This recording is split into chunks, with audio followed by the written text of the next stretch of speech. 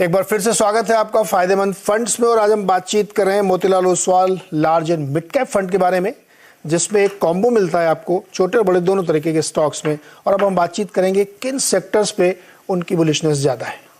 आपके जो top 10 sectors हैं उसमें से 3rd नंबर पे है हेल्थ केयर, और टॉप होल्डिंग में नंबर 1 पे है हेल्थ केयर का स्टॉक। बहुत ज़्यादा फोकस है क्या हेल्थ केयर सर्विसेज पे? नीरज जी, अगेन अगर मैं नंबर बोलूं तो हेल्थ केयर अराउंड 16-17% फंड का है। तो मैं हेल्थ केयर को एक प्रॉक्सी टू कंजम्पशन सेक्टर देखता हूँ। कंजम्पशन में प्रॉब्लम क्या है कि सपोज इन्फ्लेशन, लास्ट 1 साल हमने देखा इन्फ्लेशन रैम्पेंट रहा है, तो लोगों के पॉकेट में सेविंग्स कम हो गई।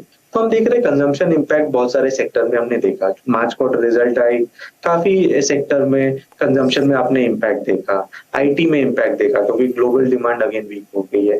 पर हेल्थ केयर एक ऐसा नॉन डिफेंसिव सेक्टर है, ऐसा नॉन रिसेशनरी सेक्टर है जो खराब टाइम हो अच्छे टाइम हो सेक्टर कंपनीज की परफॉर्मेंस बहुत डिटोरेट नहीं करती है। इसलिए आपने कोविड में तो बहुत अच्छा किया है इन कंपनियों ने।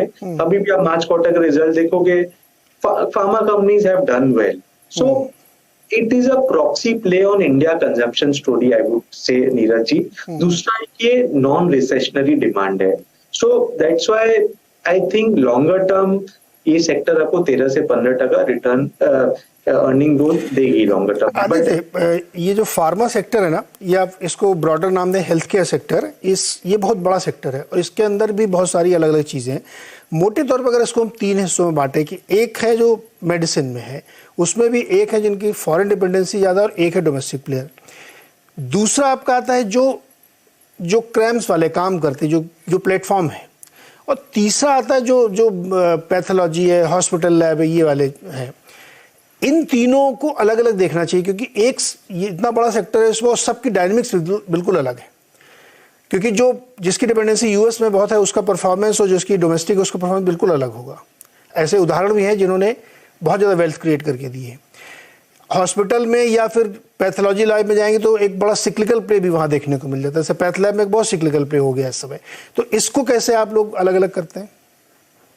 बहुत सही कहा आपने नीरज जी। इसलिए आप देखोगे ये फंड में जैसे हेल्थ केयर 16-17% है, बट इसमें 2 हॉस्पिटल 10% वेटेज है, और डोमेस्टिक फार्मा कंपनी है जो कि 4% वेटेज है, और एक डोमेस्टिक फार्मेसी रिटेलर है जो कि 2-2.5% वेटेज है। सो जैसे आपने कहा, मैं उन कंपनियों में फोकस कर रहा हूँ जहाँ पे रेवेन्यू इंडियन मार्केट से आता है, जो इंडियन कंज्यूमर के थ्रू उनको रेवेन्यू आता है। जैसे हॉस्पिटल 100% रेवेन्यू इंडिया से आता है। फार्मा कंपनी में अगेन मैं उन कंपनियों में पोजीशन कर रहा हूँ जहाँ पे इंडिया में उसकी रेवेन्यू आती है, ना कि export focus companies. Because again export focus companies going through a bad time, वहाँ प्राइसिंग प्रेशर है। इंडियन मार्केट एक ब्रांडेड जेनेरिक मार्केट है, प्राइसिंग पावर है उनके पास। तीसरा आपने बोला क्रैम्स और ये सब मैन्युफैक्चरिंग कंपनी है। ये सब कंपनी आई मीन पोर्टफोलियो में अभी नहीं है, बट लॉन्गर टर्म एक अट्रैक्टिव बेट है। So as of now companies जहां मैं पोजीशन कर रहा हूं जो डोमेस्टिक फार्मा चेन से कैपिटलाइज कर सकते हैं, तो हॉस्पिटल से लेके फार्मेसी रिटेलर से डोमेस्टिक फार्मा कंपनी। ओके, एक और सेक्टर है जिसमें कंसेंसस या थोड़ा सा और इजी वे कहें तो क्राउडेड ट्रेड है, वो है बैंकिंग एंड फाइनेंशियल का। सारे फंड, सारे एचएनआईज, अल्ट्रा एचएनआईज, इंडिविजुअल, कोई बचा नहीं होगा जिसने बैंकिंग और फाइनेंशियल में निवेश ना किया, और आपका भी, सारे लोगों का ही होता है। अब जब हम इस जंक्चर पे खड़े जहाँ पे क्रेडिट ग्रोथ थोड़ी सी स्लो होना शुरू हुई है, जून का लेटेस्ट फोर्टनाइटली डेटा ये शो करता है कि हल्की स्लो डाउन आ रही है, और जो बड़े वाले बैंक हैं वो काफ़ी रनअप दिखा चुके हैं। स्टिल बुलिश हैं आप उसमें? नीरज जी, अगेन हम अगर मार्केट को ब्रेकअप करें डिफरेंट सेक्टर में और कहाँ पे वैल्यूएशन अट्रैक्टिव है, सो अभी भी अगर हम बैंकिंग लेंगे, स्पेशली प्राइवेट सेक्टर बैंकिंग लेंगे, ये एक स्पेस है जहाँ पे वैल्यूएशन अभी भी अट्रैक्टिव है। आप देखोगे बैंक्स अवेलेबल है 1.5 time price to book, 2 time price to book. Banks available है 12 time forward P, 10 times forward P.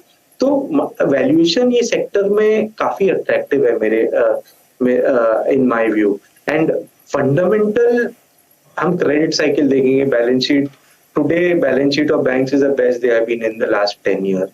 So we are not seeing any stress as of now.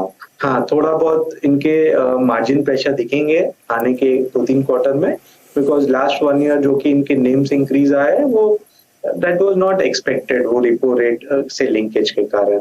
So you will see slowdown in earning growth, but still view is that इनके earning growth 13 से 15% रहेंगे for the good quality banks, and valuation being comfortable, they should at least compound at 13-15%. And अगर थोड़ा बहुत re-rating होता है तो आपको 18 से 20% रिटर्न दे सकती है. So I would say that overall it is a safe bet to still invest in financial and expecting 15% kind of return. But Neeraj ji, आप देखोगे अगर फंड आप 6 महीने पहले उठा के देखते तो exposure to banking would have been more.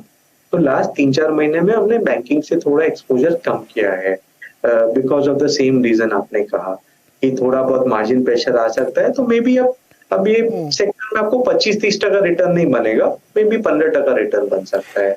Exactly मैं उसको देख भी रहा हूँ कि एक टॉप बैंक आपके एग्जिट लिस्ट में शामिल है. उस एग्जिट लिस्ट में कुछ एक लीडर्स से भी आप बाहर निकल गए हैं, वो रीजन क्या है?